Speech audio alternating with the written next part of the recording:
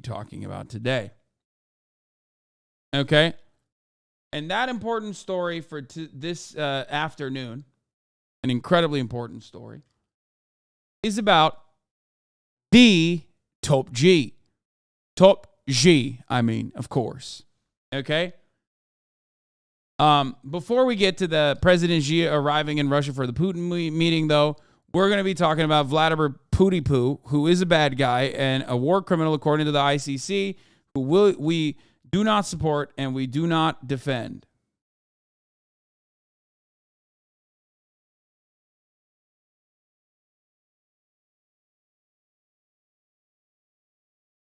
Okay? We do, however, offer critical support to Top G. But before we get to that, Vladimir Putin went to Mariupol, which was a surprise visit, and it was kind of wild too. Like, he's just, I mean, it's like a George Bush going to Iraq style situation. You know what I mean? Let's take a look. Chinese leader Xi Jinping arrived in Moscow for a 3-day state visit. This is his first visit to Russia since Russia invaded Ukraine. And later this morning, he will hold a one-on-one meeting with Vladimir Putin. This as Western leaders grow very wary of the two nations' deepening cooperation. Ivan Watson joins us live from Kharkiv, Ukraine. Ivan, thank you very much for being with us. This is such a significant meeting, and it comes just on the heels of President Putin going to Mariupol right after he visited Crimea and Rostov-on. There is so much at stake here, and the West obviously very concerned, even though China is billing this as a mission of peace. Right, and the Ukrainians watching this very nervously. And that's because Xi Jinping and Vladimir Putin, they keep talking about their friendship with no limits, this incredible, basically, alliance between Russia and China. Xi Jinping sent a letter to Russian state media before this trip. He says this is the 10th time he's visiting Russia since he became president. I did, bro. I did. I called you your lib gaming. You are a libtard. Also, answer my fucking Instagram DMs. Okay? Goddamn. 40th meeting with Vladimir Putin. He had some digs in his letter, thinly veiled, at the U.S., complaining about hegemony and calling for a more democratic, multipolar world. What he did not mention at all was Russia's invasion of Ukraine a year ago and the ongoing war. Instead, Xi Jinping referred to this as the Ukraine crisis and claimed that Beijing is neutral in this, that he wants peace negotiations and dialogue. He has yet to speak directly with the Ukrainian president, Volodymyr Zelensky, since Russia's invasion a year ago. And when it comes to the International Criminal Court issuing an arrest warrant on Friday against... Yeah, Xi Jinping is going there to arrest Vladimir Putin personally. I think that's what he's going to do. Vladimir Putin for alleged war crimes. Well, the Chinese Foreign Ministry has weighed in on that. It is calling for the ICC to be objective and impartial, to respect the jurisdictional immunity enjoyed by a head of state, and to avoid politicization and double standards. So take that into context when you discuss China's claimed neutrality in this war. And China has at no point throughout this war condemned Russia's invasion of Ukraine. They remain a huge buyer of Russian oil, helping finance all of this. And one of the things that the West, and John Kirby here...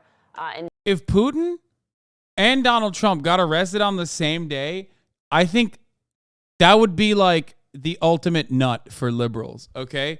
Like, liberals would chase that high for the rest of their fucking lives, and they would never be able to achieve that. It's like Charlie making fun of Sneeko, who has a humiliation fetish, right? Like, it's like Moist Critical humiliating Sneeko in front of like millions, tens of millions of people. Like, he is never going to get that nut ever again, okay? He's never going to get that nut ever again.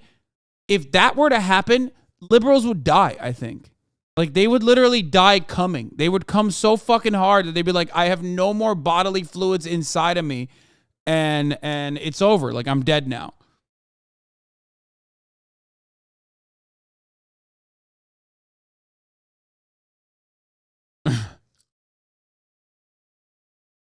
Anyway, the unattainable nut. China is kidnapping Uyghur teenage girls and forcing them to live in Han Chinese family. That's like that. This is the guy who would also come, I assume. So liberals were sent to another plane of reality. So as far as this goes, I wonder what's gonna happen. I don't know. I don't know what the fucking Xi Jinping plans for Russia are. They put out like the most boilerplate, we got to do some ceasefire peace negotiations type shit. I don't know if they benefit tremendously from ongoing conflict in Ukraine. I do know that they like playing the role of America now, as they did with the Saudi Arabia, Iran, normalizing relationships between Saudi Arabia and Iran. So, they are relying on Russian oil, which they're mentioning here clearly, and gas. But ultimately, I don't know. I mean, it's not like America has a dog in the fight to continue the war. One, because the good enemy to unite the Western world against. Classic Cold War shit that you can drum on.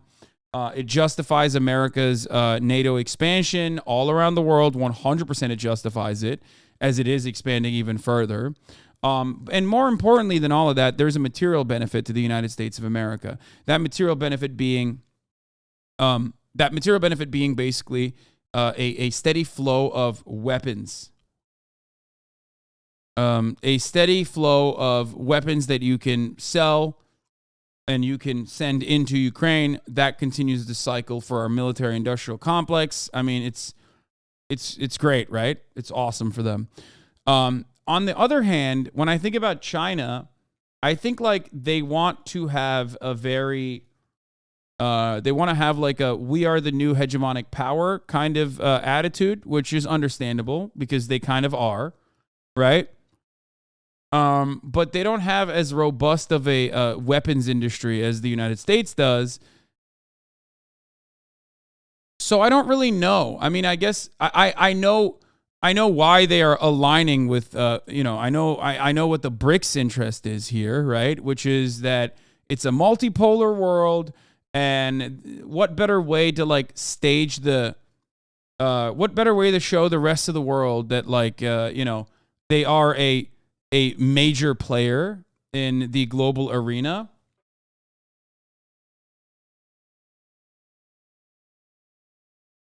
So I don't know. I don't know if it's it's anything more than showing the world that they're a power player and trying to come across like the reasonable party in the room instead of the United States of America that's consistently looking like a rabid dog. You know what I mean? Because as far as domestic interest goes for European nations, when I think about it, obviously an end to any kind of posturing, any kind of conflict in Ukraine is beneficial for them because they want energy, they want cheaper energy. The United States can only offer so much energy. They don't trust the United States in general, I don't think, and it's making it look it's hurting their domestic chances internally. When you have right-wing forces and even some left-wing forces that are constantly and consistently complaining about the war in Ukraine, saying you're turning into America, you're quite literally fucking, you're more focused on Ukraine when people are cold and people can't pay for their energy bills, right? So that's that's an issue for them. So they're interested in trying to find an end to that conflict, and I know America is benefiting from a never-ending conflict. So maybe China wants to come across like the reasonable global power in the room.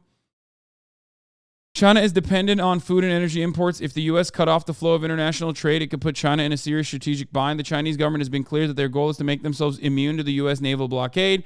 Russia is a major energy and food exporter with a major land border. It's strategic calculus. No, I understand why they are aligned with Russia. I'm just saying, what could there be? What kind of additional interest could they have? I'm trying to figure out if they are literally trying to sell arms to Russia beyond their geopolitical interests. That's what I'm trying to figure out, because it can't just be, pandering. Even though a lot of Chinese partners and a lot of countries that China has a direct interest in, politically especially, are reliant on supplies from Ukraine as well. So that probably plays another role in the secondary impact of the war continuing in Ukraine. Faustini, the oldest non-banned lib-take chatter here. China being the role of America in the Middle East is good. They can enjoy that. And Russia will eventually be a client state of China, but they have no interest in a renewed, strengthened Russia. I don't think that they care about strengthened Russia one way or the other. Yeah, they're finalizing a huge deal about gas. So Dutz, man, Russia will take Australia's place as the top source of gas to China. No, they definitely have an energy partnership, 100%. But who knows? I mean, we'll see what happens.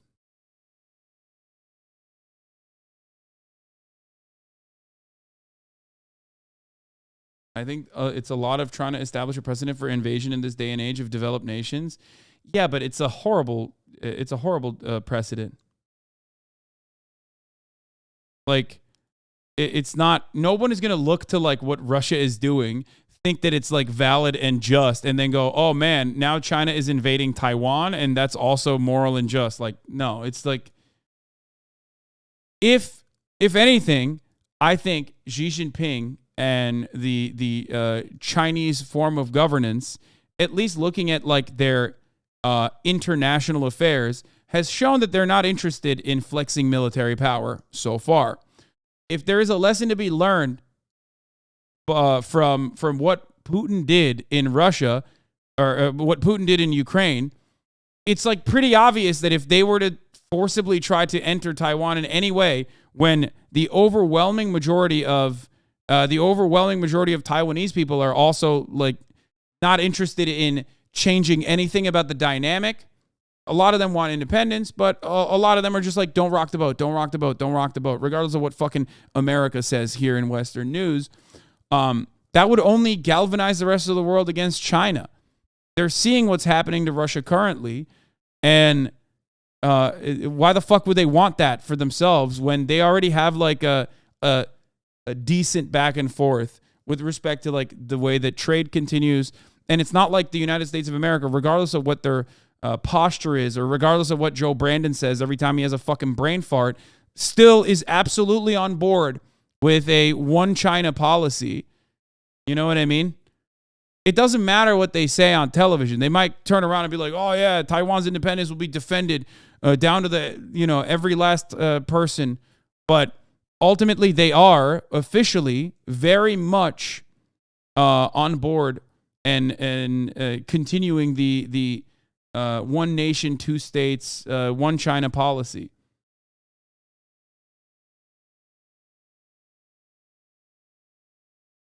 But who knows? I am openly admitting that I don't know. I'm just looking at what they have done. I'm looking at what they've done so far with respect to other countries and what their interests may be. In the U.S. and the White House has been warning against is if China were to come out after this visit, Ivan, and say, well, there should be a peace deal right now, that would not be palatable by Ukraine and the West, given that Russia has taken more territory than when this all began.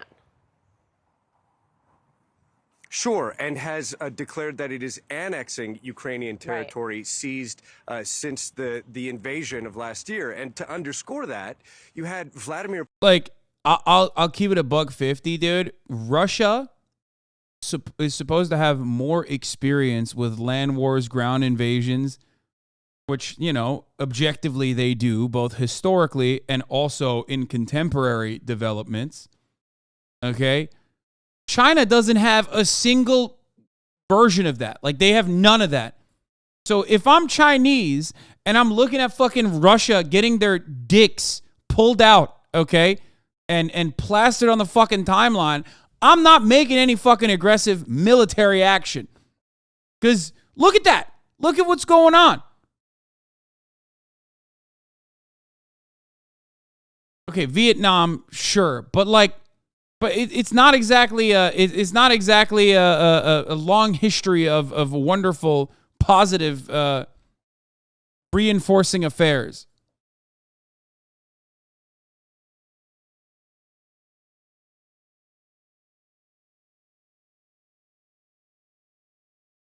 You also said Putin wouldn't invade. Maybe sometimes people don't make rational decisions. I would not say that Xi Jinping and Vladimir Putin behave in the same way at all. If anything, Xi Jinping has been infinitely more rational than Vladimir Putin historically. I mean, people will be like, oh, he's not smart. And by the way, none of this pertains to like his actions domestically. I'm simply talking about international affairs. So, but who knows? Like I said, it could happen.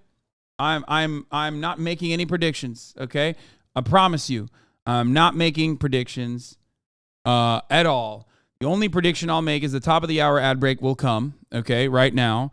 And the second prediction to that is that you will avoid the top of the hour ad break if you are subscribed for $5 or for free with a Twitch Prime. By connecting your Amazon Prime account to your Twitch account, you get one free Prime subscription a month. You can also get gifted a sub if you're lucky. Okay, I'm predicting that some of you might get lucky and get gifted a sub. But other than that, make your own luck. Here's the 3-minute ad break now.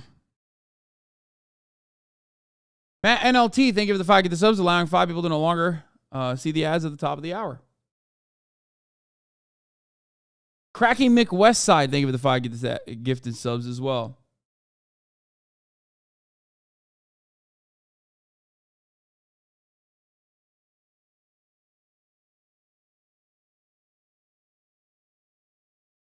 All right, let's continue. Putin on Saturday, fresh from this ICC arrest warrant, visiting the Russian-occupied Ukrainian city of Mariupol. The Kremlin says he landed by helicopter. He drove himself into the outskirts of that shattered city and visited an apartment building that the Russian government just built. While he's meeting with some of the residents there, Poppy, you hear a voice off camera that our linguists say somebody was yelling, "This is all a show. It's not true." This time last year, the Russian military had encircled that city and was bombing it from land, sea, and air, destroying much of it.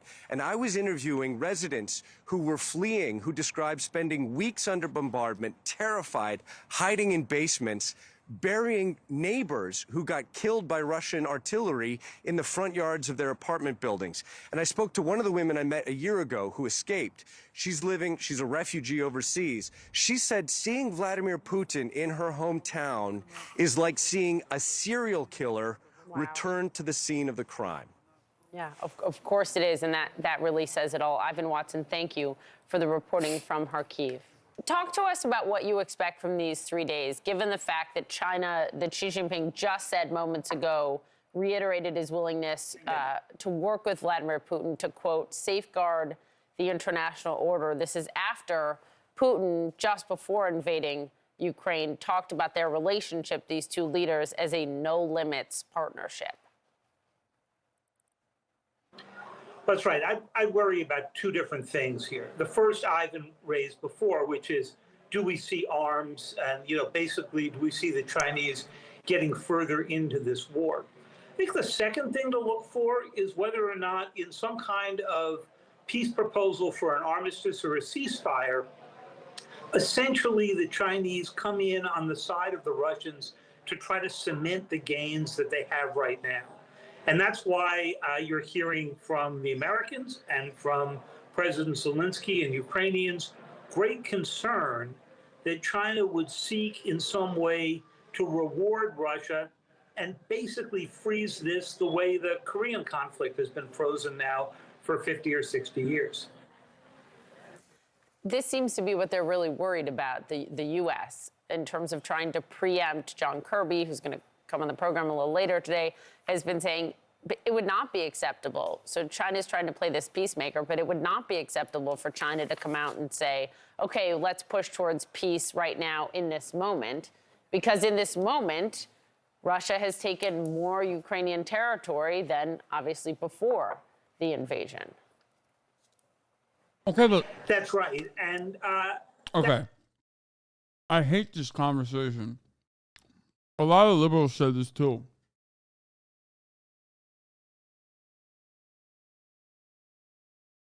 That's how wars end.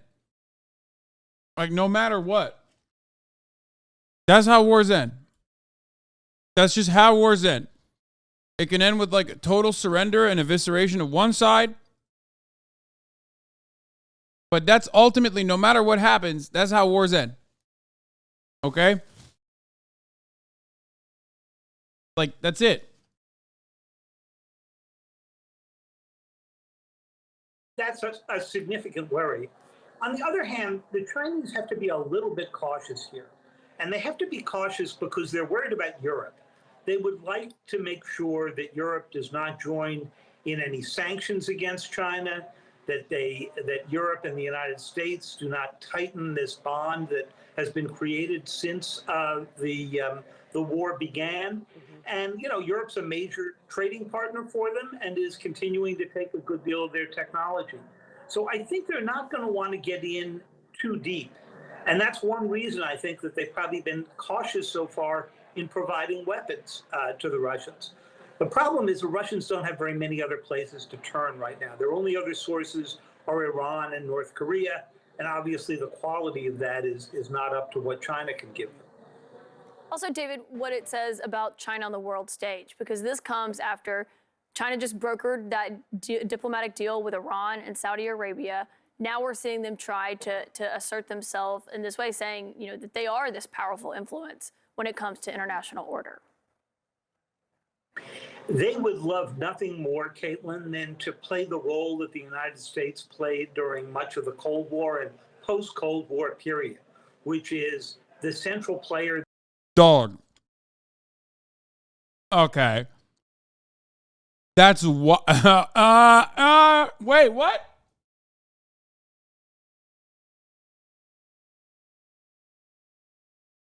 Bro. What?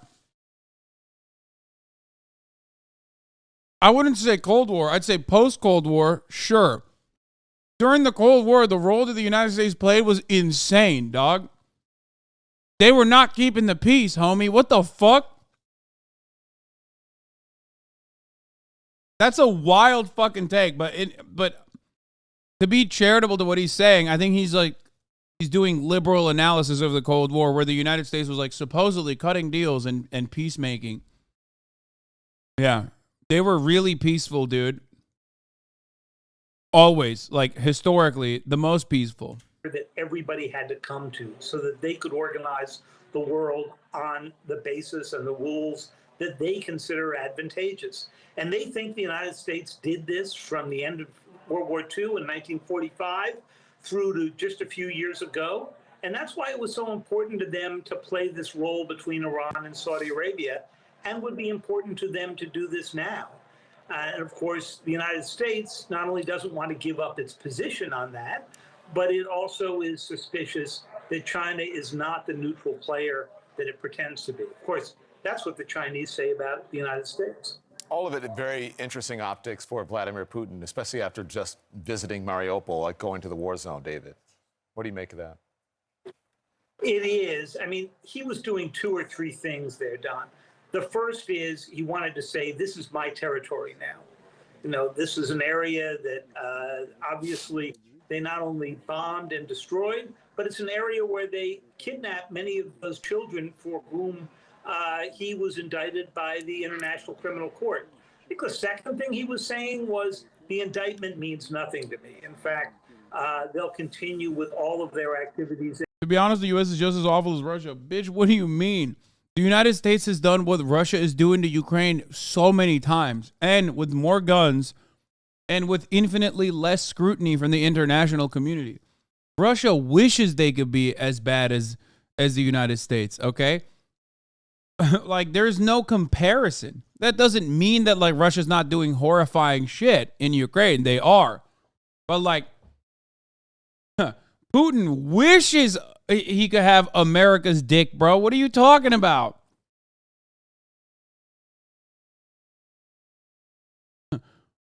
Holy shit. Americans don't even think about the several countries who are bombing currently. Yeah, like just no. I can't even like begin to compare it. Like that's a crazy competition that every country would lose dramatically to.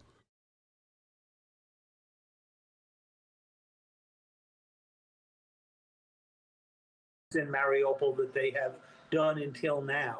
So it was a real act of defiance. It's like funny to consider because this is the 20th anniversary of like shock and awe too. Like literally. Just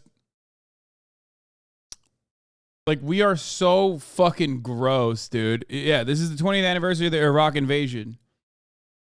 Yeah, like right now on this day. And clearly getting the endorsement of having Xi Jinping show up for their 39th meeting since the two of them took over as leaders. That's pretty significant. All right, David Sanger, always a pleasure. Good to see you. Thank you so much. On my orders, coalition. Iraq 20 years later, a changed nation and a terrible toll on America. Oh, man. So we're going to get to shock and awe in a second. Oh, I saw this. John Kirby and his takes on a ceasefire. Let's take a look at what he has to say. That if coming out of this meeting, there's some sort of call for a ceasefire, well, that's just going to be unacceptable because all that's going to do, Mike, is ratify Russia's conquest to date. All that's going to do is give Mr. Putin more time to refit, retrain, reman, and try to. Is wild because I've heard this verbatim from like random liberals in my chat. Like,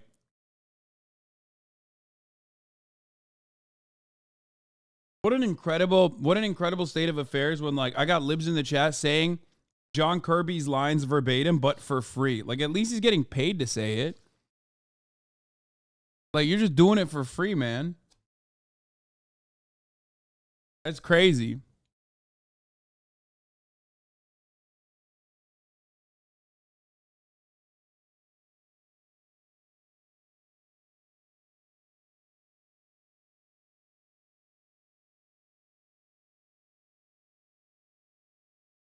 To plan for renewed offensives at a time of his choosing.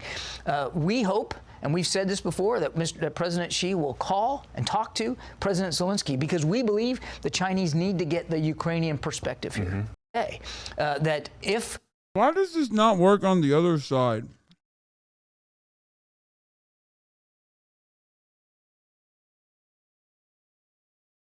You're eating your fucking macaroni and you're telling me a ceasefire would be good for Ukrainians? A ceasefire would be good for everybody across the board. Of course, it would be bad for Americans. But ultimately, most likely won't happen. I don't think. Because of sentiments like this expressed by the likes of John Kirby and everybody else. Yeah, he called you a noodle boy. First of all, I'm not eating a macaroni. I'm eating a salad. Get it right. Secondly, if peacefire or ceasefire, if ceasefire is good for Russia so they can re-up their armaments or whatever, why can't you say the same about Ukraine? Like, that argument is so fucking stupid. That's the part I don't understand. Where they're like, okay, well, you're pumping like literally limitless amounts of guns. You know, you can train the F-16 pilots in Ukraine in the meantime. You know what I mean? And galvanize Ukraine's defenses. Fuck you mean? Like, no, only Russia will benefit from it. Okay, I guess so. Well, they're getting their fucking dicks pushed, okay?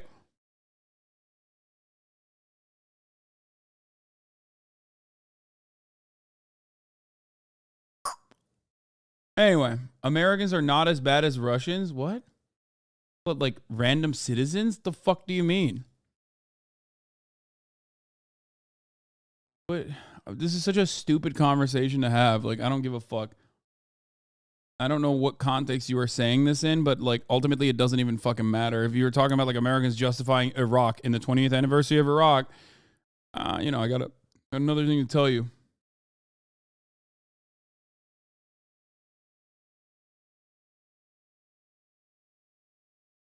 Anyway.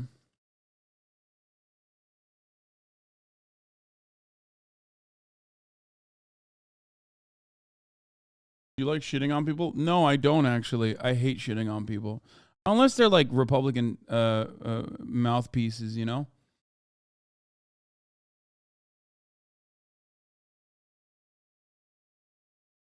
L take from Hasan, like Crimea prompted Ukrainian prep to prevent this war.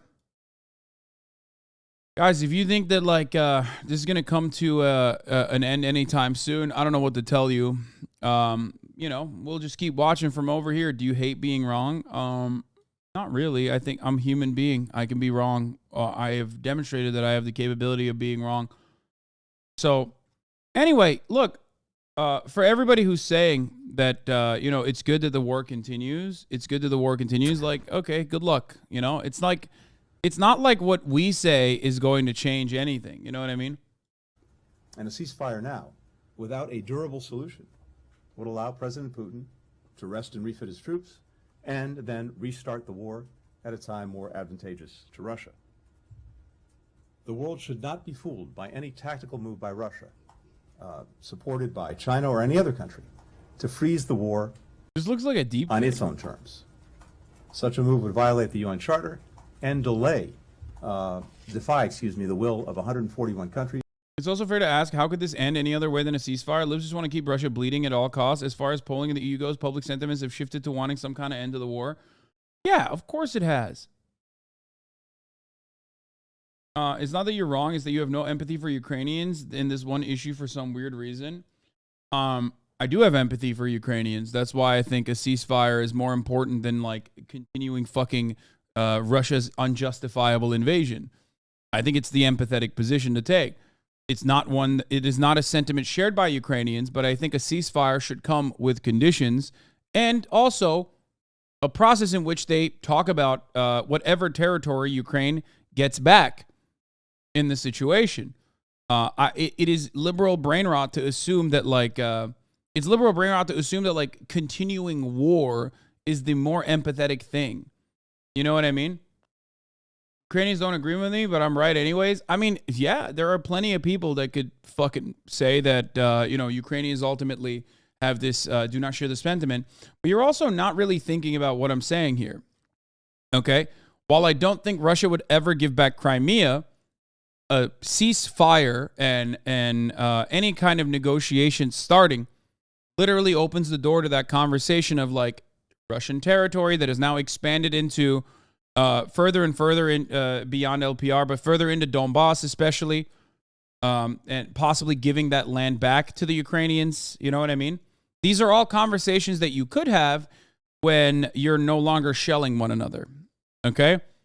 These are not necessarily conversations you can have while you're currently shelling one another and while people are dying.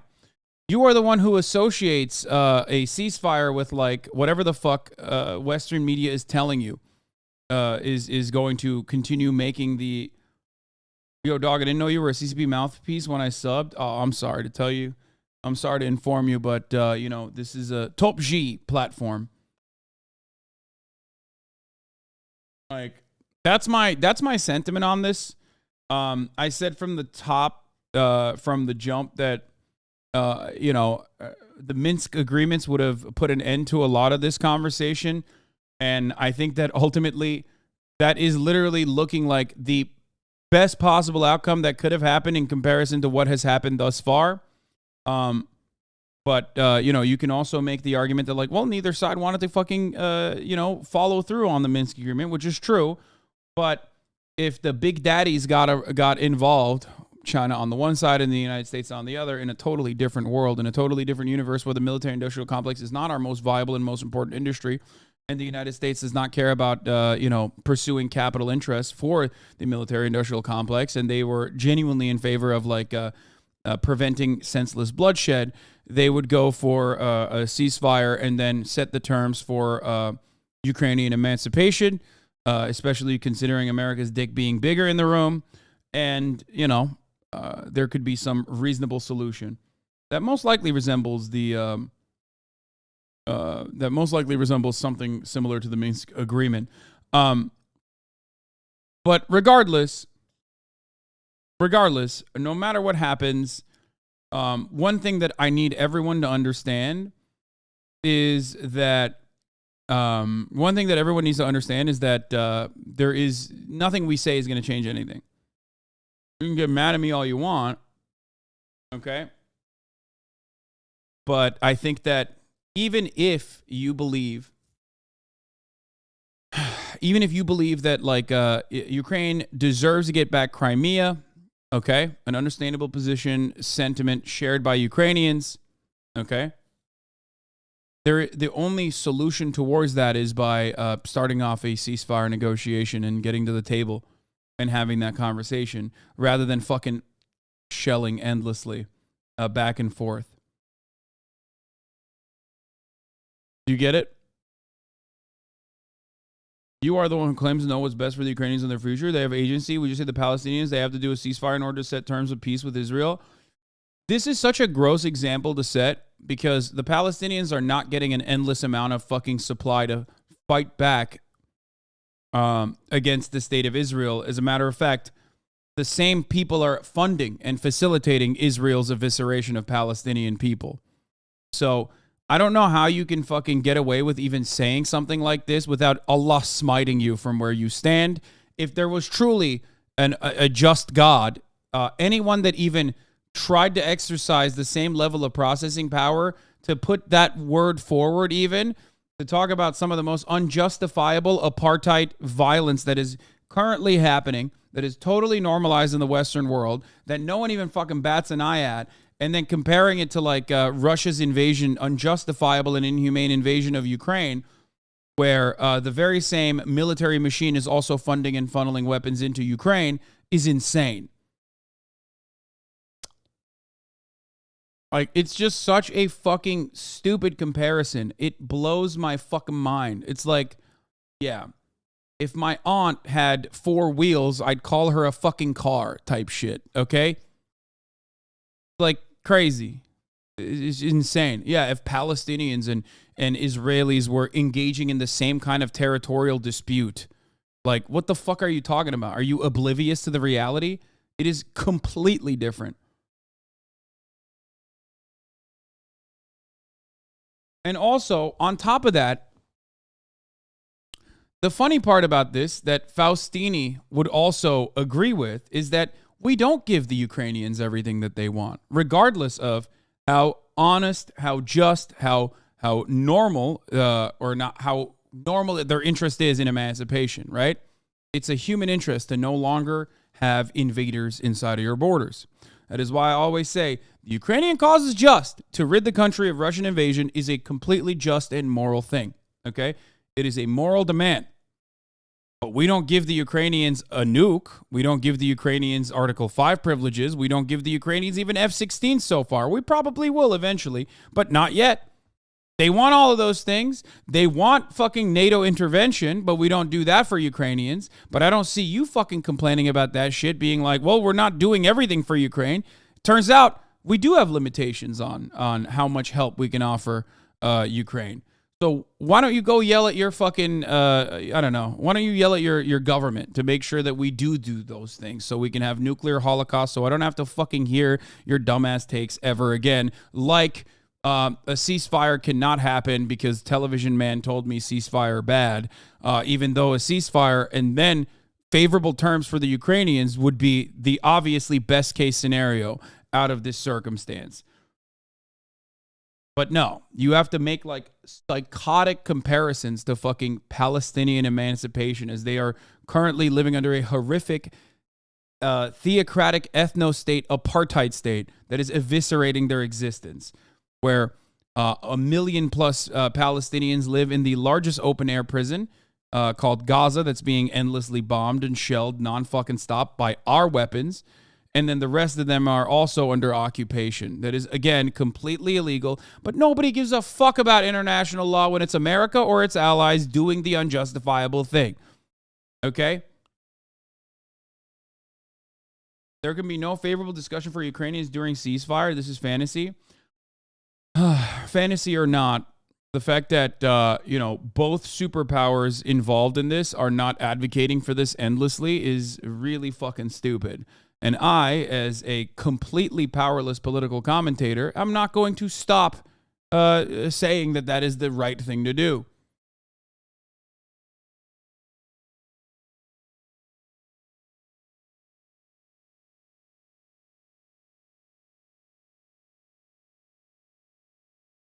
Peace. Also, yeah, I do agree that the United States should treat Palestine like they treat Ukraine. That would be fire, but that'll never happen. Who have condemned Russia's war in the United Nations General Assembly. HasanAbi, you're so wrong, bro. I didn't even say anything that is disagreeable. Like, that is the wild part about it, is that, like, I am literally saying that I would want favorable terms for Ukraine and Ukrainian emancipation in a ceasefire. And the ceasefire itself is, like, unimaginable to you because you live in Iowa. You don't give a fuck one way or the other. You go on Reddit and masturbate to war porn that's happening where, like, 18-year-old Ukrainians are getting fucking domed. And then, they're doing trench warfare, but that's hot for you. You know what I mean? You're just sitting there and jerking off. You're like, yeah, I feel like a cyber warrior when I put the Ukrainian flag in my bio so they can fucking die in some gray-ass, snow-covered, pussy fucking town.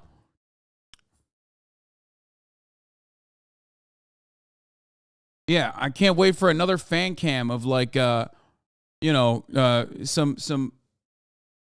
dumbass 19-year-old Russian conscript that doesn't want to even fucking be there, that didn't even know what the fuck's going on, have a grenade dropped on him from a fucking UAV. You know what I mean? It's sick. Love that. No, it sucks. It fucking sucks. It absolutely is unimaginably cruel that ultimately the only one that is benefiting from this is straight up the American war machine, the American war industry. Why did you raise $250,000 for Putin, huh? Yeah, true. Remember when I did that for the LPR DPR recognition fund? Oh, wait, I didn't do that. I actually raised it for Ukrainian refugees. But hey, you'll never hear that from the fucking dumbass liberals that are just not interested in anything, but just interested in winning debates. All right. Now, speaking of our war crimes, this is a very important